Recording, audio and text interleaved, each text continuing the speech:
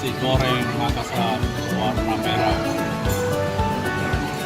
Isinya apa tuh? Minyak. Hah? Tuh, udahnya dia. Ini pesta tomat ini.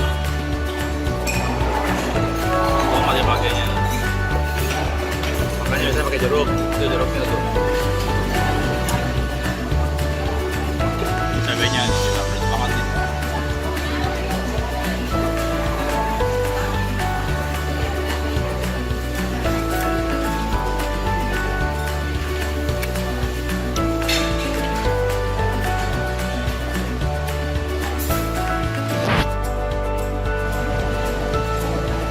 Goreng apa ini? Goreng keringnya.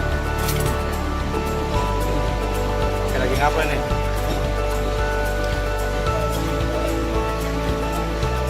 Kedua ya. Ini goreng khas Makassar. Minyak aja dari kiri, minyak nih kan.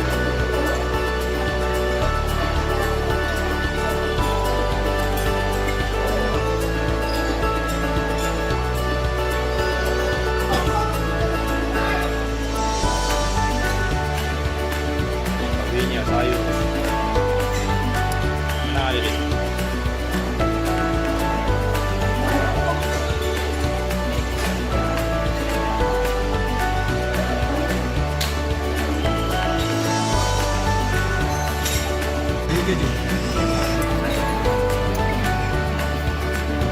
Nasi goreng merah nih enak.